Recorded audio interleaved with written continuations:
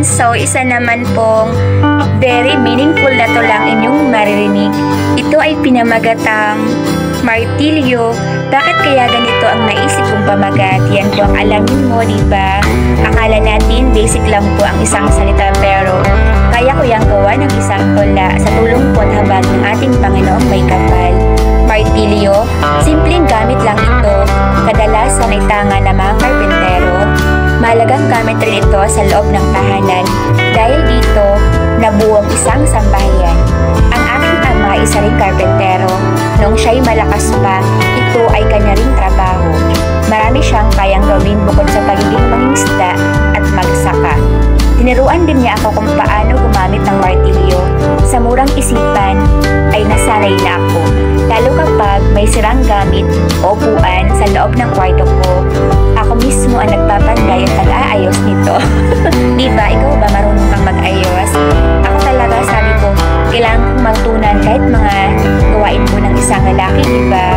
Hindi po porket babae tayo ay kailangan po nating sabihin sa ating sarili, ay, pas ako dyan, hindi ko yan kaya, no? Kailangan po minsan, ito hindi natin ang ating mga sarili po, na gawin ang isang bagay na kahit po ginagawa din ng isang lalaki. Sumasang-ayon ka ba? Ngayon, anong kinalaman ng martilyo sa buhay ng tao? Bakit ito ang naisip kong pamagat sa bidyong ito? Pakinggan mo ang aking kuro-kuro. Layunin kong magbigay aral at inspiration sa inyo. Habang ang martilyo ay ginagamit, diba? Ibinibigay natin ang buong lakas natin, diba? Upang bumao ng pako, wastong pagpukpok ay kailangan. Kung minsan tayo ay pinagpapawisan, kahit nahihirapan, ay hindi pa rin humihinto, diba? Hanggang sa tuluyang bumaon ang pako, diba? Sumasang-ayon ka ba? Ang tulang ito ay isang paalala. Tulad ng isang martilyo, diba? Magpatuloy lang tayo sa paggawa hanggang sa makita natin ang finished product o magandang obra. Sumasang-ayon ka ba? Moral lesson, train yourself to be persevering, determined, and motivated to finish what you are doing until the best masterpiece will be served right before your eyes, diba?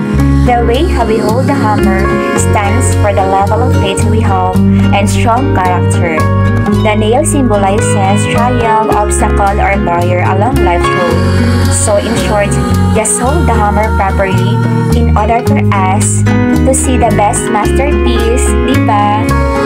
Sabi nga po sa isang Bible verse, Jeremiah 23 verse 29, parang apoy ang aking salita at katulad ng martilyo na dumudurog sa malaking bato, diba? For more uplifting words to ponder from yours truly, please keep in touch with me. Thank you so much. I wish nothing but the best for you. Bye everyone! Mag-iingat po kayo palagi ha!